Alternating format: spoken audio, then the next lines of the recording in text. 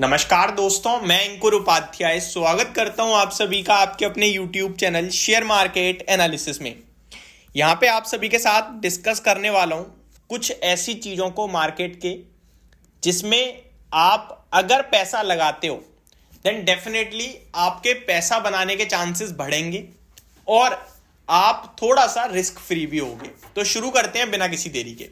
सबसे पहले तो मैं आपको बताना चाहता हूं, बाजार इस समय लाइफ हाई पे है। 2023 में बढ़िया पैसा बना है और हर किसी का बना है। मार्केट में आगे पैसा बनेगा, इस सवाल का जवाब है बिल्कुल बनेगा और बाजार में लाइफ टाइम पैसा बनेगा। बाजार में करेक्शन, प्रॉफिट बुकिंग, कंसोलिडेशन कब आ जाए, कितना बड़ा आ जाए, किसी को नहीं पता है। तो उसके बारे में सोचना, प्रिडिक्ट करना और सोच सोच के डरना भी गलत है मेरे हिसाब से। लेकिन अपना डिसिप्लिन, अपना डाइवर्सिफिकेशन और अपने कैपिटल की सेफ्टी हमें खुद ही करनी है। अब यहां पे आते हैं कुछ रूल्स ये कि आपको मार्केट में कितना पैसा लगाना है, आपको किस सेक्टर में कितना पैसा लगाना है, कितना कितना डाइवर्सिफाई करना है, ये समझ में आना चाहिए आपको। मैं आपको सिंपल सी बात बताऊं तो एक तरफ कहावत है, don't put your all eggs in one basket. इसका सिंपल सा मतलब ये होता है कि अपना सारा का सारा पैसा एक शेयर या एक सेक्टर में मत लगाओ। अगर उस सेक्टर में, उस शेयर में कुछ दिक्कत आ गई तो आपका पैसा तो बनना नहीं है। आप तो पूरा बाजार एक तरफ, आप एक तरफ, ये हो जाएगा। फॉर एग्जाम्पल, पूरे 2022 की स्टार्टिंग में या फर्स्ट हाफ में या पूरे 2022 में और 2023 के फर्स्ट हाफ में 1.5 साल आईटी में पैसा किसी ने नहीं बनाया। लेकिन बाजार कहां से कहां आ गया, वो बेचारे शांत स्वभाव से रोते ही रहे बस साइड में बैठ के।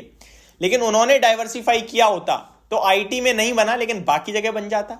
मान के चलते हो आप ये बात। और 2021 में आईटी इतना बड़ा पैसा ऑलरेडी बना चुका था कि 2 साल नहीं भी बनाया तब भी उनकी पोर्टफोलियो बहुत अच्छी हरे निशान में होती। मानते हो आप या नहीं मानते? तो ये फॉर्मूला काम आता है कि आपका पैसा बाजार में बटा हुआ होना चाहिए, जिसकी वजह से आप सेफ भी रहोगे। अगर कुछ प्रॉब्लम आ गई तो बाकी के अच्छा करेंगे और अगर सब अच्छा कर रहा है तो बहुत अच्छी बात है। सब खराब नहीं हो सकता है। सब खराब तभी होता है जब बाजार में सेलिंग आ जाए, क्रैश हो जाए या फिर कुछ दिक्कतें चलें, तभी सब खराब होता है। अदरवाइज सब खराब नहीं होता है। इसका एक एग्जांपल दूं तो कोविड आया था तो सब खराब था लेकिन फार्मा कंपनीज लाइफ हाई पे थी। ठीक है जी। अगर कोई जंग हो जाती है तो डिफेंस कंपनियां फोकस में आ जाती हैं, तो किसी ना किसी के लिए तो अच्छा होता है। लॉकडाउन जब लग गया था तो एफएमसीजी कंपनियों के लिए काफी अच्छा हो गया था क्योंकि कंजम्पशन और ज्यादा बढ़ गया, घर में बैठे बैठे लोग खाने लगे और फार्मा कंपनीज तो रॉकेट हुई पड़ी थी।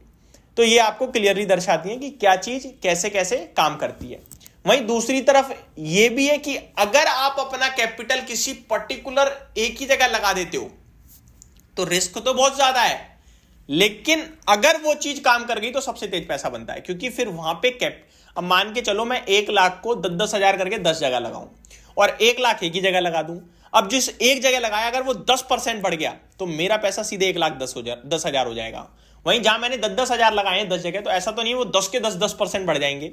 वो हो सकता है कोई 10% ऊपर है, कोई 10% नीचे है, कोई 5% ऊपर है, वो मिक्स चलेगा काम, लेकिन वहां पे मेरी पोर्टफोलियो में पैसा सेफ रहेगा। ठीक है जी। तो दोनों ही चीजें बाजार में कही जाती हैं। लेकिन अब आपको क्या करना चाहिए? आपको विजन सोचना है। आपका विजन होना चाहिए long term as a investor, 5-10 साल का। मार्केट में कमाल की जानकारी देता हूं आपको। पहली साल जब आप निवेश करते हो और रुकते हो तो आपके लॉस होने के चांसेस 30% समथिंग होते हैं। 3 साल बाद वो चांसेस घटकर केवल 10% के करीब रह जाते हैं और 5 साल बाद उसके चांसेस 0% हो जाते हैं। यानी कि अगर आप किसी कंपनी में 5 साल तक निवेशित हो तो आपके लॉस होने के चांसेस 0% हैं। ये मान के चलो आप। तो जितना लंबा विजन उतना बड़ा प्रॉफिट है। सिंपल। आप अपने पैसे को डाइवर्सिफाई कीजिए ताकि आप सेफ्टी में रखें अपने कैपिटल को और आप खुद को। और लॉन्ग टर्म में सारे सेक्टर चलेंगे, जिस बीच में जो भी सेक्टर चलेगा आपका पैसा बनेगा। अब कितना कितना डाइवर्सिफाई करें? करंट सिचुएशन को देखते हुए ब्लू चिप कंपनीज पे फोकस करना चाहिए। कम से कम 20% का एलोकेशन दे सकते हो। ब्लू चिप क्या है यार? वही दिग्गज बड़ी बड़ी कंपनियां, Britannia, Reliance, HDFC bank, ICICI bank, Hindustan Unilever, यही तो है। इनमें ये चले कहाँ ज्यादा, अभी इनमें फोकस कर लो आप। Asian paint. उसके बाद आपको 15% का एलोकेशन आईटी में देना चाहिए। Top class, mid cap, small cap जो लगाना लगाइए। उसके बाद 15% फार्मा को देना चाहिए। टोटल इस हिसाब से आपका इन्वेस्ट हो गया 50%, 20, 15 बचा हुआ 50% में आप चाहो तो 5 सेक्टर को कंज्यूम कर लीजिए, लाइक इंफ्रा ले लो आप। उसके बाद आप मोनोपोली टाइप के स्टॉक्स होते हैं, लाइक मिस्चीनियस जिन्हें कहते हैं, IRCTC हो गया, IEX हो गया, या जो भी आपको पसंद लगता है, उन्हें 10% उस जगह लगा दो। उसके बाद आपको 10% आप चाहो तो ETF बाइंग में लगा लो, गोल्ड का ले लो, या फिर आप निफ्टी का ले लो, या सिल्वर का ले लो, जहां आपको जो भी बेटर लगे। अब आपका बचा लास्ट 20% के समथिंग, तो वो आप हमेशा आप मतलब रिजर्व में रखो कि जिस सेक्टर में गिरावट आएगी मैं थोड़ा थोड़ा ले लूंगा, इस तरीके से। तो ये एक बेस्ट पोर्टफोलियो इस तरीके से आप चाहो तो बना सकते हो। ये पोर्टफोलियो 1 महीने 3 महीने के लिए नहीं होनी चाहिए, ये पोर्टफोलियो 3 साल 5 साल या 10 साल के लिए होनी चाहिए। तो आपको इसकी वैल्यू पता चलेगी, आपके शेयर्स अपने आप मल्टीबैगर बन जाएंगे, आपको महसूस नहीं होगा। कब बनेगा, कौन सा बनेगा, वो नहीं पता चलेगा आपको, लेकिन मल्टीबैगर को बेच मत देना कि यहां तो प्रॉफिट बुक करके ये खरीद लेता हूं, नहीं जी, होल्ड करना। टाटा एलेक्साई 1000 रुपए से 10,000 हुआ, 10,000 से 5,000 हुआ, आज दोबारा 8-9 हजार हो रहा है ना। तो जो मल्टीबैगर है उसे भी रखो, गिर भले गया, दोबारा ऊपर आ जाएगा। अब दोबारा जब चलेगा ना बुल केस में तो 20,000 हो जाएगा, ठीक है जी। तो आप रखोगे तभी पैसा बनेगा। होप आपको सारी चीजें पसंद आई होंगी, वीडियो समझ में आई होगी। Thank you so much for watching this video. Have a great day guys.